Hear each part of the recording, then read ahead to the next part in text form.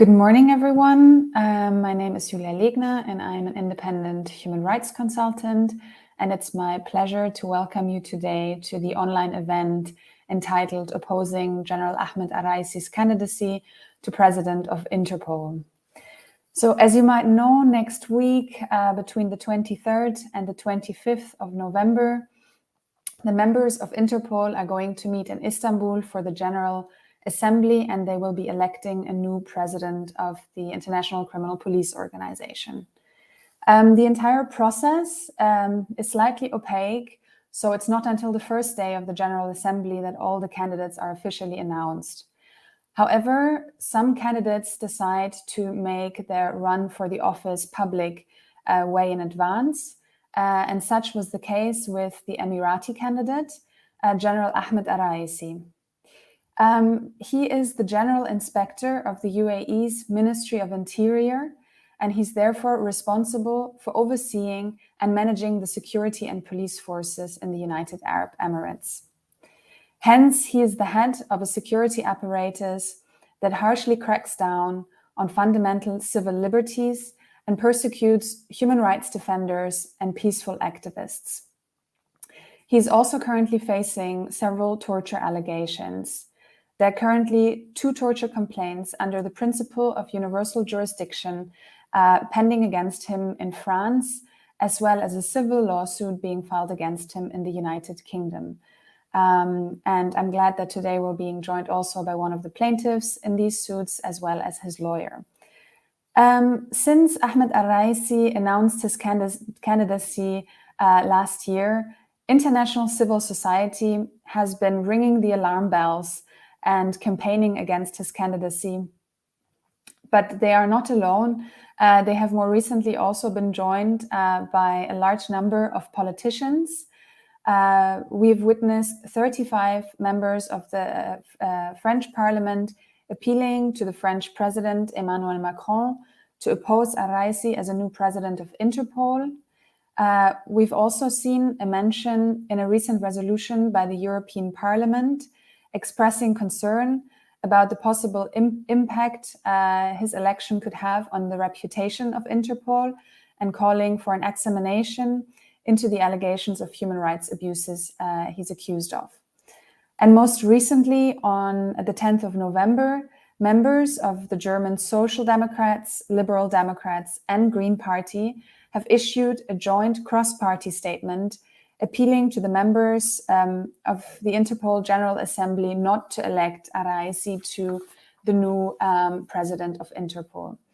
Therefore, it's with great pleasure that I can welcome one of the sponsors of this joint statement by German parliamentarians, Mr. Peter Heldt.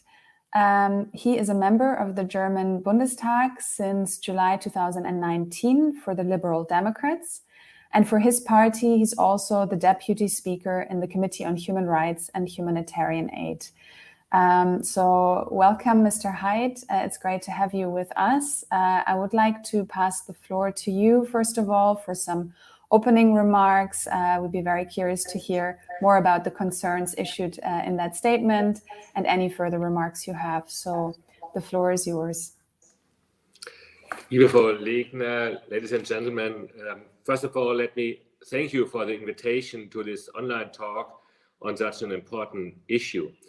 The election of the next president of Interpol will take place during the next session of the General Assembly this month in Istanbul. I'm sure that everyone here shares my concern about the candidacy of Major General Dr. Ahmed al-Raisi of the United Arab Emirates for the presidency of Interpol.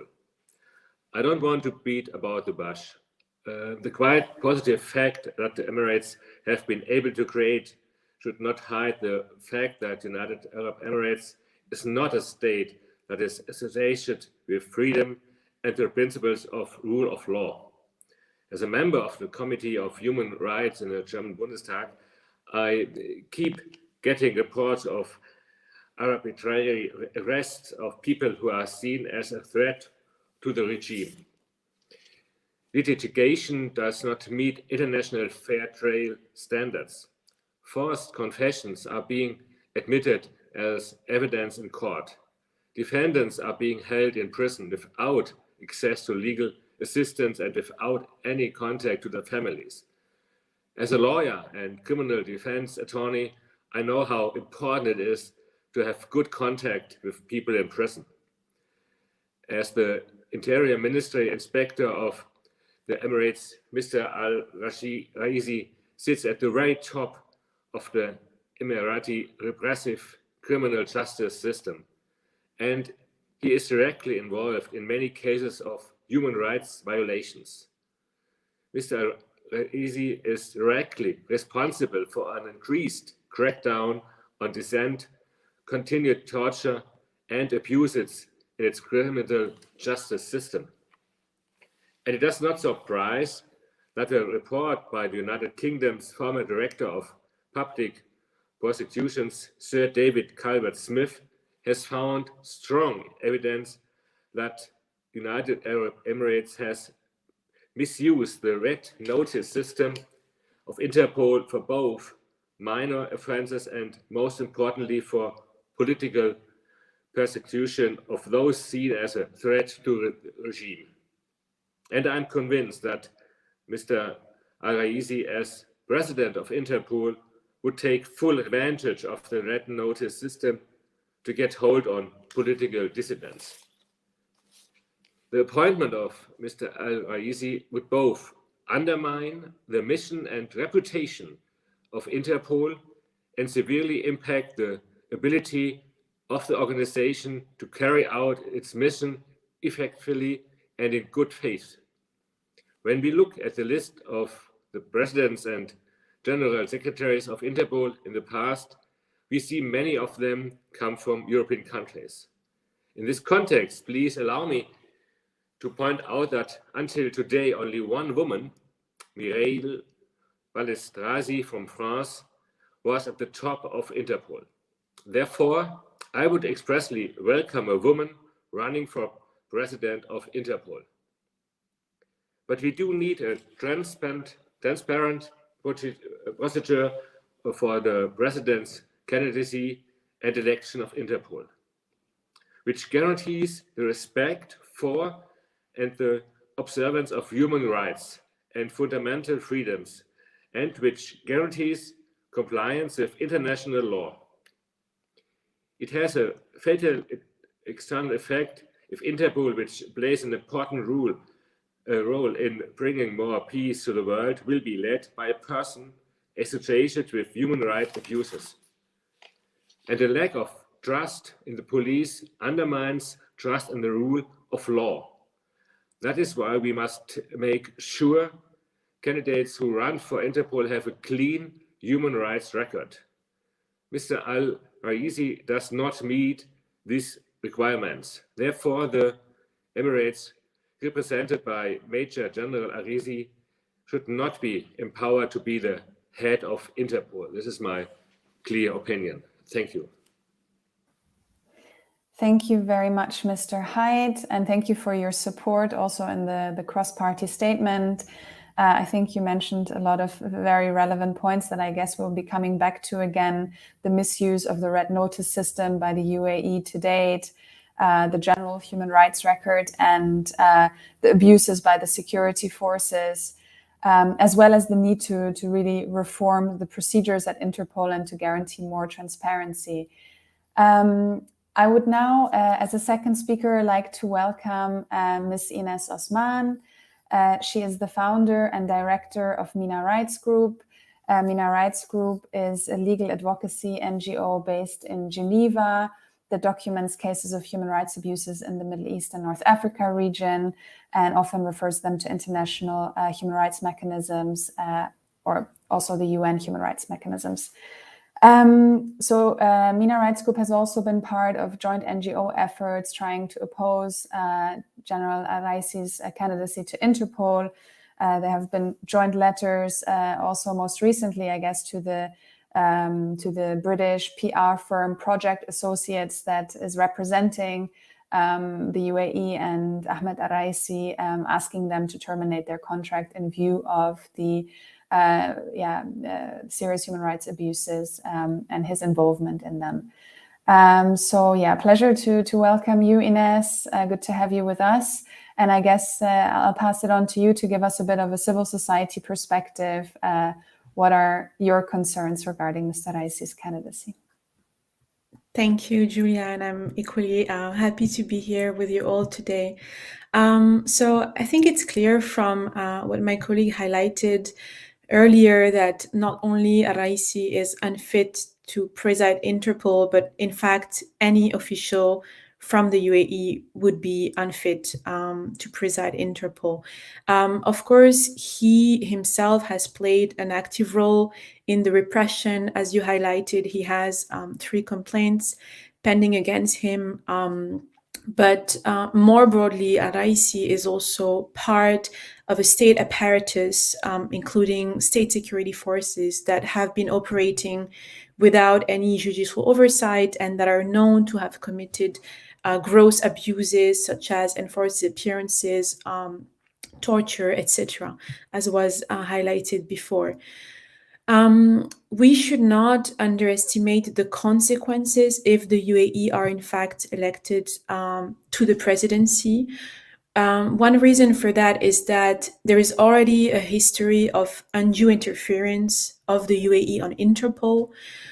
Some of you might know that the largest source of quote-unquote non-governmental funding to Interpol actually comes from the Interpol Foundation for a Safer World, which is a foundation based in Geneva that was established for the sole purpose of channeling cash from the UAE government to Interpol. A lot could be said about this foundation. It's very opaque, to say the least. Carlos Ghosn was once one of their board members. And yesterday, actually, the president of the foundation, Elias Mor, had a complaint filed against him in Geneva for torture when he was Minister of Defense in Lebanon some years ago. So all in all, not a very good record, human rights record of board members of that foundation. Recently, the UAE have also informed the French government that they were willing to fund and potentially host the executive management team of Interpol, which is currently headquartered in Lyon, France.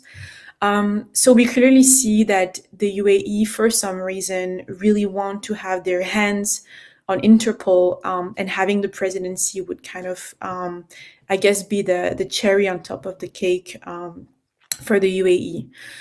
There are many reasons as to why electing him as president would really undermine the credibility of Interpol.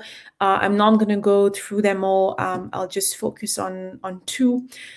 So obviously Interpol, one of the core missions of Interpol is to combat terrorism.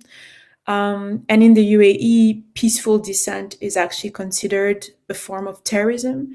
Today, virtually every single peaceful dissenting voice has been imprisoned, either on the basis of the anti-terrorism law or following grossly unfair trials before exceptional courts. And most recently, 4 Emiratis who are actually political dissidents living abroad have been placed on a list of terrorist persons. And of course, these individuals are not terrorists. They're peaceful political opponents. Some of them are even human rights activists, human rights defenders that we're actually closely working with. So it just kind of shows how terrorism is also used as a pretext to crack down on dissent.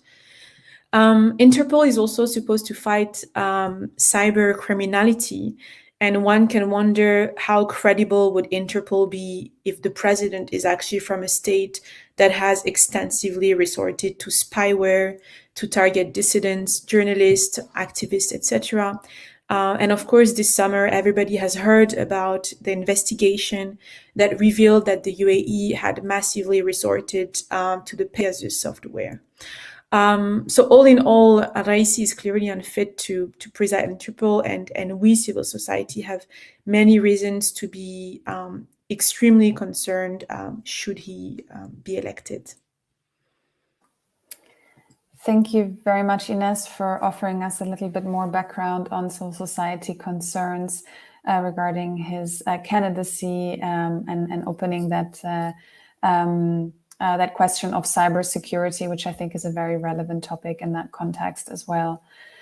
I would next in line like to introduce Matthew Hedges. Matthew is a political scientist and a security expert who went to the UAE to do research for his PhD in May 2018.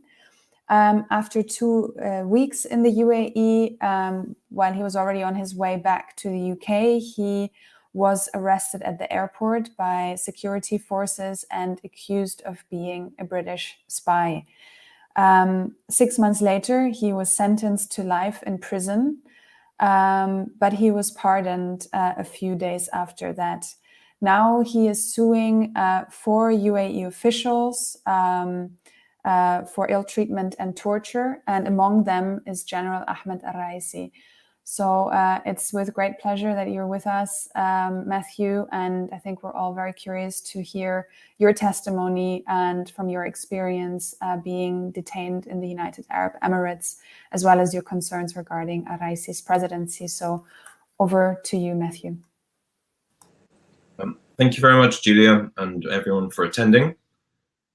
I want to just give a personal, not expose, but a quick overview of why I'm part of this discussion, why this links to General Ahmed al-Raisi.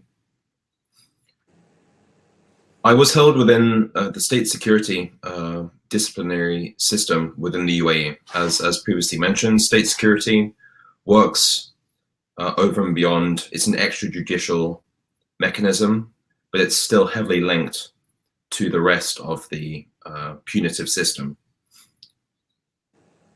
Within this framework, whatever happens and whatever happened to me and to others, it is the direct responsibility of Ahmed Nasser Raisi to ensure the protection of prisoners. I was tortured. I was forced, medication, tranquilizers. I was denied access to a lawyer until the day before my defense hearing, nearly 6 months later. I was held in solitary confinement, and I truly believe it's because I went along with their demands and I gave a false testimony that they didn't follow through with some of the accusations and threats that they were throwing at me. This included sending me to an overseas military base. I was told that they could hold me for over a year without having to.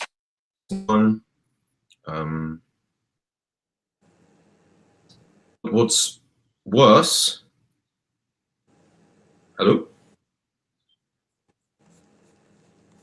Is everyone? I think you broke off slightly. We hear you again. Yes. Everyone's back?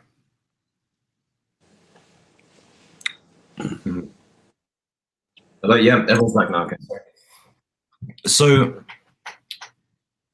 this is I'm lucky to be able to speak out and give a certain testimony and follow through for justice and accountability. But there are hundreds of others, if not thousands, where they don't have protection for from these serial abusers. And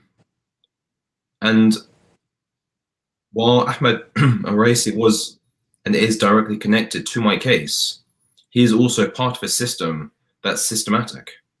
And I think, as I was said earlier, it's not just Ahmed al-Raisi. It is a poor candidate for Interpol for many reasons. This does also extend to anybody else within the UAE because that system of abuse and torture is endless.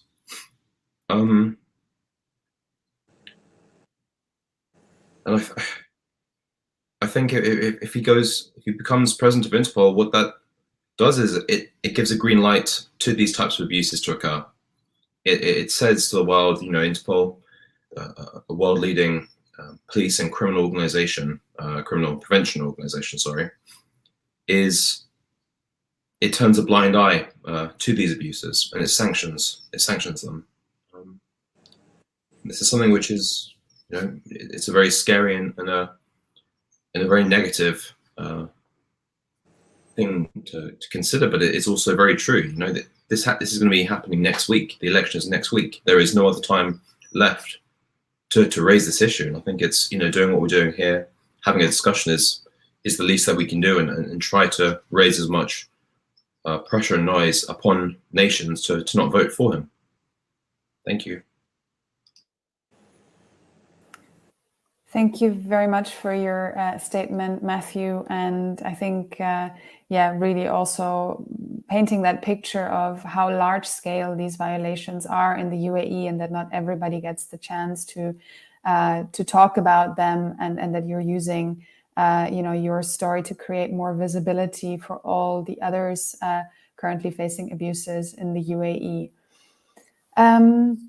With that being said, I would like to introduce our fourth guest, Queen's Counsel, Mr. Rodney Dixon, who is an international human rights lawyer, and he has a lot of experience in using universal jurisdiction to pursue cases of torture, as is the case with Ahmed Raisi, and maybe he could tell us a little bit, or Rodney, you could tell us a little bit more about the lawsuits filed in France and the UK, what you're aiming at, and what dangers you see with the possible presidency of Raisi of Interpol. The floor is yours. Thank you. Good morning. I act as counsel on behalf of Matthew, who you just heard from, and also Mr. Ali Issa Ahmed, who was similarly detained arbitrarily in the UAE in 2019 and racially abused and seriously tortured, including being stabbed in custody until he was finally released because of interventions made by the British Foreign Office. He's a British national. I don't think the authorities realized that at the time, but for them being notified of that, we might not have ever got Ali back. Matthew was in a similar position without those knowing him there and notifying the British authorities. They might never have made it public that he was even detained. That is the extent, the gravity of the situation we're dealing with in UAE prisons and the system as a whole, as has been highlighted already. I just want to use my time today to focus on what we're trying to do about that legally, particularly in relation to Mr. Raisi, because it would be the deepest of ironies if somebody in his position, who was in fact in charge of these prisons we've been talking about, was then unleashed onto the world stage to become the leading international policeman in charge of all of our national jurisdictions and interstate policing relations. It would be complete folly if that was allowed to happen. It would really be the fox in charge of the hen house. So we are looking for justice for our clients, but also what they've been emphasizing is that they would find it very hard to live in a world if our governments were prepared to accept somebody like Raisi as the leader of the premier law enforcement agency in the world. And that's why we've been calling on our politicians around the world to speak out, to make sure that they do not vote for him. Whoever goes to Istanbul next week will go on the instructions of our governments with the envelope as to who they're going to vote for.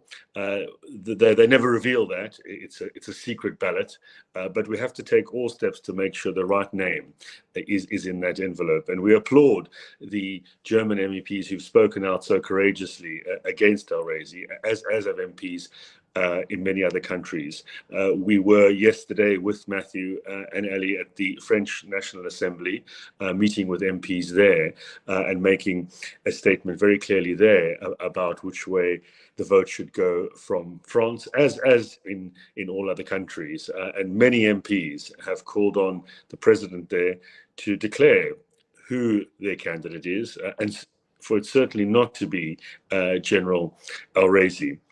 On the legal side, we have sought to pursue the case against him and others who were involved in the torture under the principle of universal jurisdiction. This is a well-known principle in cases of torture and other similar crimes. No matter where the crime is committed, our courts have jurisdiction over persons if they come onto our territories. The principle or the policy underlying it has been we shouldn't be welcoming torturers to our shores, and they should be investigated if they come to our countries to visit or come and shop or try and go on holiday, or for whatever reason they are coming. They don't have immunity for torture, and they should therefore be investigated. The difficulty with the system is that it hasn't been warmly embraced, to put it lightly, by our governments and police forces around the world. I don't necessarily blame the police, because I think they take the direction from the governments in power. Governments don't tend to encourage these cases because they are sensitive, they can affect diplomatic relations. But of course, the answer to that is that the rule of law should operate without favor for any political reasons. It should simply operate on the basis of if there's sufficient evidence to investigate and prosecute the violations. So it's a nascent system. It's in its early days, but it's very important that we use the system. And the approach to it definitely needs to change from the side of governments. Not only should we be focusing on Istanbul next week, but we should be thinking about how these cases can, in fact, be prosecuted in the future. Because there's no international court to deal with these countries. None of them sign up for obvious reasons. The Security Council is not going to act. They're not going to be ad hoc courts. We have to do it in our well-founded, trusted national systems. And they certainly have the capacity to do it. And we have to make the resources available to do it as well, because very often the police say, well, they simply don't have the time and money to do that. So it needs to come from our government's clear direction that these cases, including this current one against Mr. Raisi, must be investigated. I mean, it's a very simple, basic right that Matthew and Ali are asking for. Just please, at least investigate the allegations that we make. It's not going to happen in the UAE. They've refused to do it. So can it happen in the countries where we are, or in countries where people like Mr. Raisi go? We've therefore been looking to take action against him wherever he's gone. He's been traveling around the world, campaigning. As was mentioned earlier, he's done it very openly, campaigning to become the president of Interpol. And we have launched no less than 5 complaints in 5 different countries now, depending where it is expected for him to go. And there will be more as well. And we will also follow him to Istanbul, calling on the police there, if he's on your territory, to investigate the case. We have cogent evidence. There's further evidence to be gathered. Yes, the police will not get the cooperation of the UAE authorities, but there are plenty of sources and leads that can be followed in order to get sufficient evidence. And if it's enough, then to prosecute him, arrest him and prosecute him, and ensure that these kinds of persons who are directly involved in torture are not allowed to parade around our countries, let alone go onto the international stage and look to become the leading police person in the world. The bottom line for us, and that's why we've brought these cases, is that he must be arrested and investigated, as should others who are involved in these acts. There's no excuse, certainly no political excuse, for not doing that. And as everyone has underscored today, we should not be voting for him to be Interpol president. We are calling on all of our governments, all of our politicians and MPs over the next few days to search deep in your hearts and see whether you can really justify putting the cross next to his name. In our view, there's no way that can be done rationally, morally, or for any other reason. So we hope that next week there will be a clear block on Raisi and anyone else who's been involved in torture. Thank you. Thank you very much, Rodney, for also bringing up these very clear demands and for telling us a little bit more about the currently pending lawsuits under universal jurisdiction, which is a really powerful tool to prosecute crimes against humanity and torture in Western countries. With all of you having had a chance to speak once, I know that there are a few colleagues and also a journalist with us in the stream. So I would now like to invite them, should they have any questions, to ask these questions. So I think you have the possibility to write in the chat, or I can see Mr. Böhme from the Tagesspiegel. Maybe if we can get him with us into the studio, then he could ask a question, as I assume he might want to. Yeah. So here we Hello, go. everybody. That should work. Good morning, Mr. Böhme. Can you hear me? Yes, we hear you well. Ah, perfect. Please go Thanks ahead. a lot. Thanks a lot. Sorry, I have to leave in 5 minutes, but nevertheless, I have the question concerning the red notice. Perhaps anybody can explain it to me. How is the system working and how is the abuse of this? So any volunteers, please just unmute and go ahead. I can go ahead, maybe. Just very briefly, because that could be a 1 hour briefing, but essentially red notices can either be issued by Interpol, and that's actually the case for like proportionally few people. However, you can also have a red notice that is being circulated upon the request of a certain country. So, for example, the UAE can issue an arrest warrant against someone and ask actually Interpol to share that arrest warrant through the networks of Interpol. And that's the case for at least most people that we at MENA Rights are assisting, including some people from the UAE who don't have like an Interpol red notice per se, but more a notice issued by the UAE and shared through the networks of Interpol. Interpol has a mechanism called the Commission for the Control of Files that you can actually contact to request access to your files. So know what is against you if you notice that you're being taken on the side at the airport every time you travel, etc. Because most people are actually not even aware that there is something.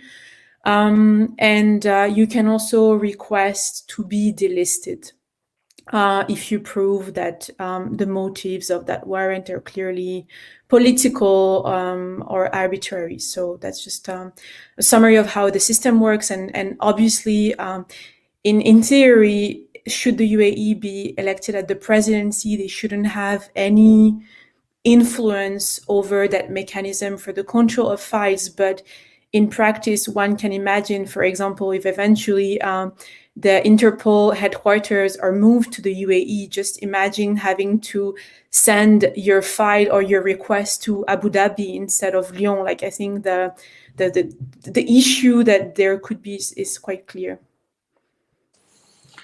And if I could just add, I don't know if you can hear me. Hello? Am I on? Yes, we can hear you. Okay. If I can just add, because this is important to understand the procedure, is once a country requests you to go on that list, the onus is then shifted to you to apply to come off. And it's a long and arduous process, and it can be very disruptive to your life if you're not able to travel around. And you can see how it can therefore be used by governments to target their opposition or people who speak out for political reasons. Of course, there's a mechanism for challenging it, but also what should many people have stated before should be a system introduced is that Interpol needs to scrutinize these requests much more closely before they slap the person on the list and restrict their freedoms. Examine it first and don't put the onus entirely on the individual. So you can imagine with a Interpol controlled by somebody from the UAE, that kind of reform is not going to see the light of day, and it's going to be much more easily available to countries like the UAE to put its opposition on such a list, and in that way curtail their activities and control them.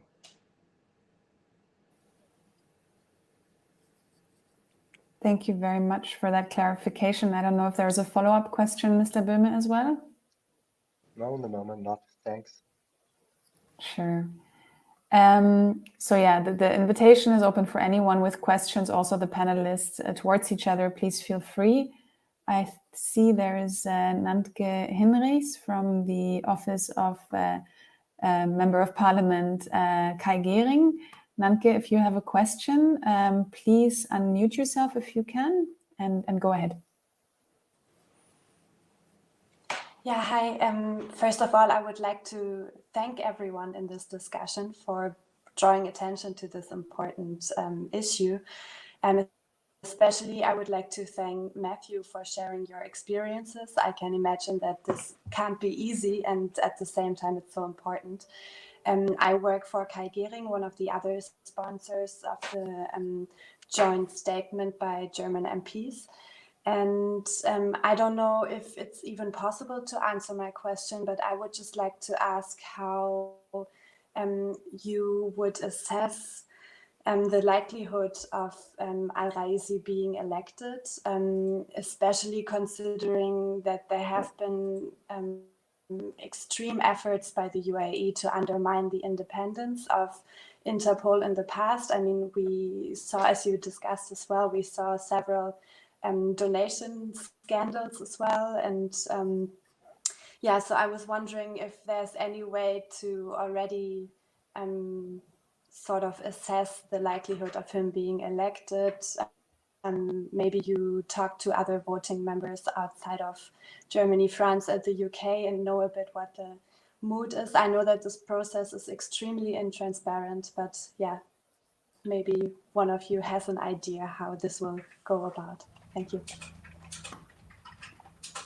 Thank you, Nantke. And I don't know who of our panelists would like to give that a go.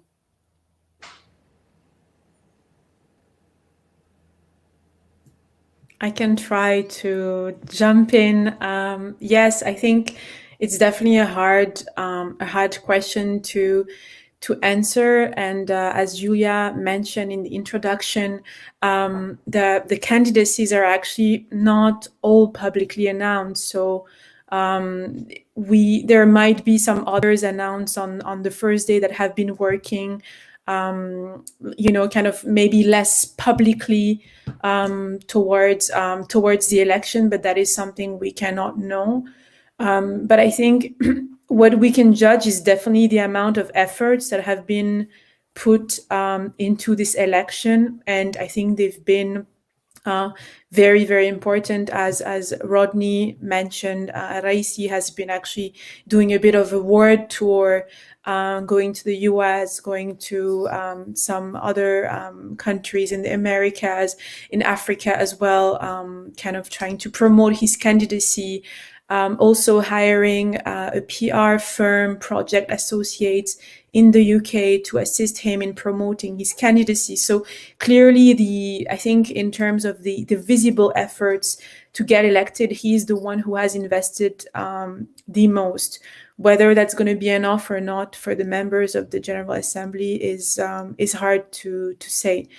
And I also want to highlight that I believe at some point, some weeks or months ago, it was said that there was also another candidate from Nigeria, which I'm not sure, in terms of Nigeria's human rights record, would really be much better than the UAE.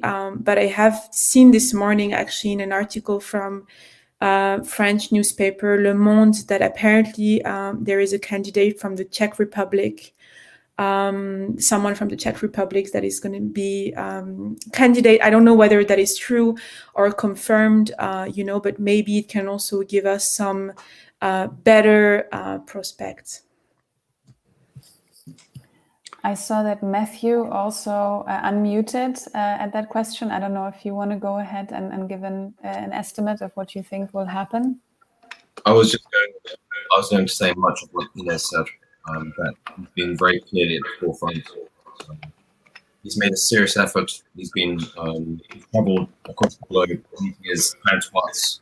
So yeah, he's clearly shown a strong emphasis on achieving this.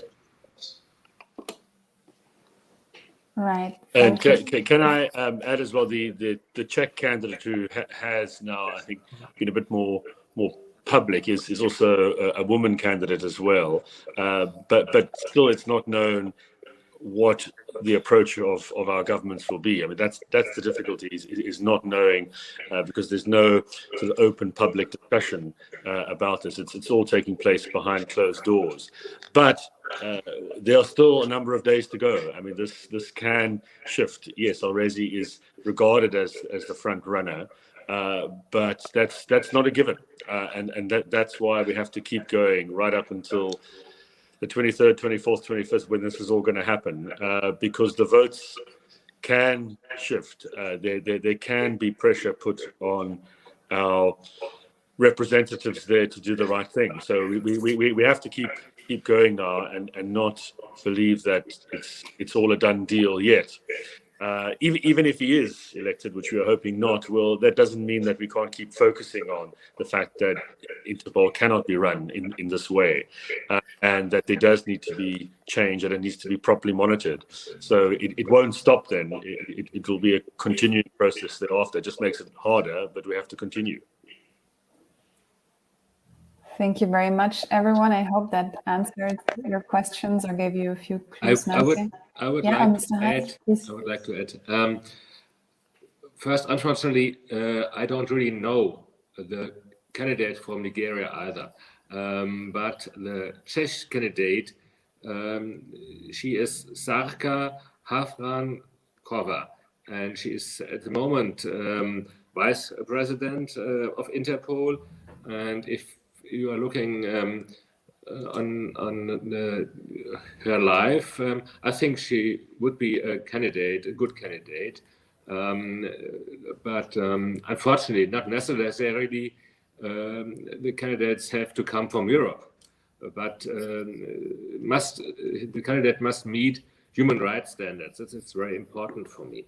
And perhaps with the departure of Great Britain from Europol, Interpol is gaining in importance, because the United Kingdom cannot use any longer Europol as in the past.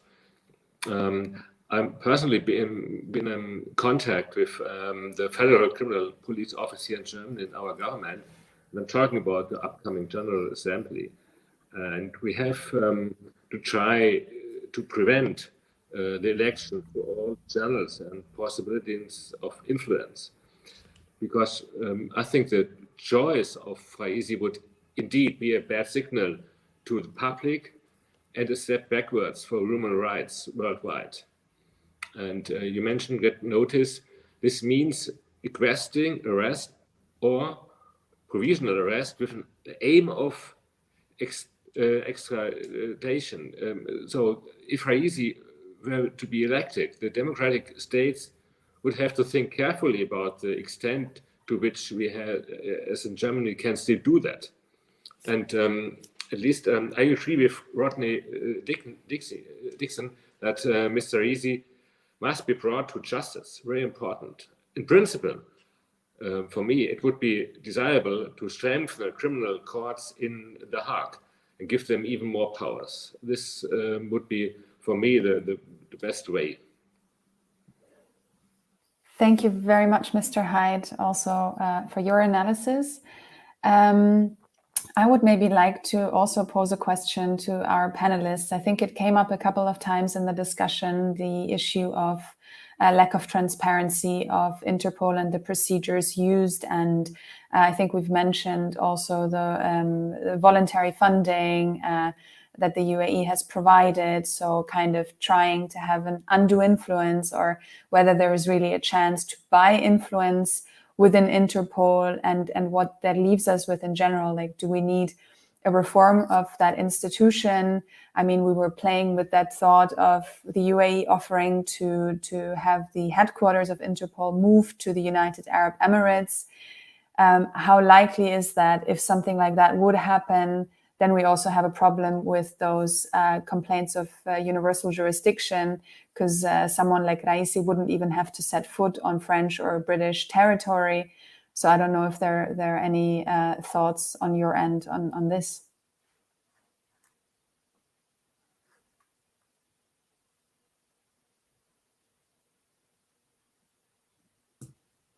All right, I'll go ahead then with some thoughts. I mean, Interpol itself needs some reforms. That is a certain thing, as we highlighted. This whole complete lack of transparency with the elections, not knowing the candidates, not knowing which state is going to vote for who is already quite problematic. And actually, I believe those changes can be made, because I even wonder, from a state's perspective, isn't it quite problematic that you actually don't have time to vet the candidates that you would like to vote for? Like, even if you're an Interpol member state and you just discover the list of candidates the first day of the General Assembly, I actually find it quite problematic, and I don't see how states don't themselves sort of have an issue with that. And then in terms of the funding that is being channeled through that Interpol Foundation that I mentioned, so far, I think the amount that has been channeled through is actually 50 million euros. Which of course, if you look at the amount, the whole budget of Interpol is a big chunk, but it's not the most significant. But I think it just shows that the UAE are willing to basically sign a check of whatever amount that could eventually buy their influence. And as you said, this offer that the UAE have made to the French Minister of Interior, saying, oh, but don't worry, if France doesn't have the money to extend the headquarters of Interpol, we're happy to step in. And we're also happy to even host the executive management of Interpol in the UAE. I mean, one can wonder, is Raisi, maybe kind of thinking ahead and being like, oh, but is it smart for me to actually travel to France where I could get arrested, and how can I get out of that? So this whole story about the headquarters and what the French authorities are going to do and how that's going to play out is actually going to be quite interesting as well. Julia, the one thing I was also going to maybe say was, if a candidate like General Raisi was to become president of Interpol and be at its helm, all of the negative sides to it, it could also help accelerate a process of insular inspection. Because all of a sudden, when they're trying to say to stay within their country and to operate in the same way that they used to, when there's a light shine upon them, their actions aren't discreet anymore. Everyone can see what they're doing and why. So there's a degree of accountability that comes with the public image. So it's a bit of maybe a poison chalice.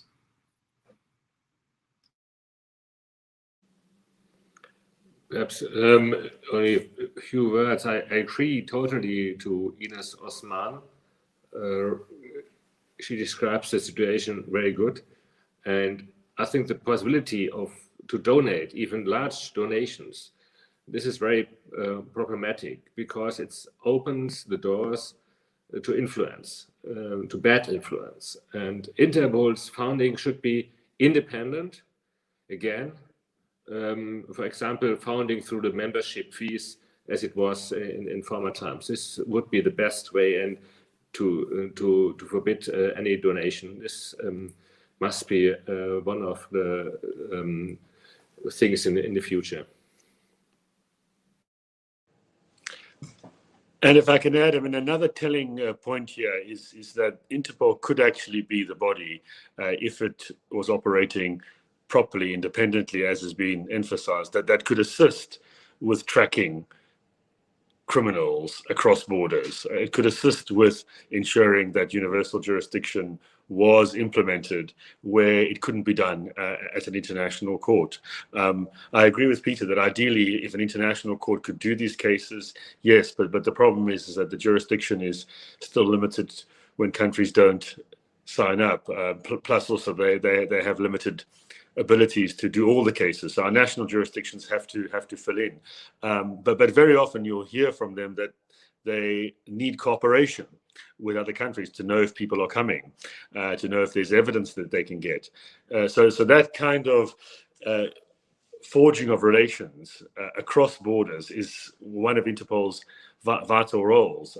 And somebody like General Raisi is certainly not going to encourage that when it could affect him and others like him directly. I mean, just to add as well, I know that very often all countries are concerned about this concept because they think that they could fall foul to it as well. It could be politicized. You could be using universal jurisdiction in a political way. But I think that's a flawed argument to say, we shouldn't be pursuing it and using Interpol to do that, because we can surely distinguish between politicized cases and those cases where there's real evidence. I mean, we do that every single day in our national courts, where cases are brought that are political, they get thrown out. Those that there's evidence, they go to court, they get tried.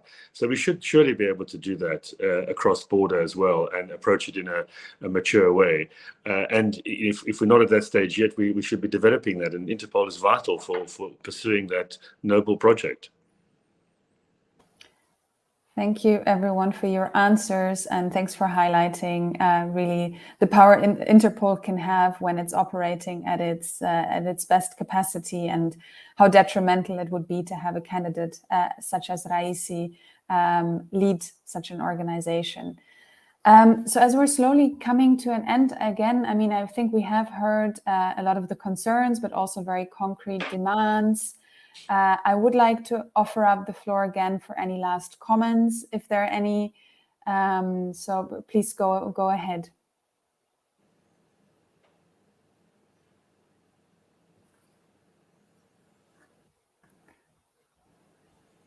Maybe reiterating any of the calls previously made.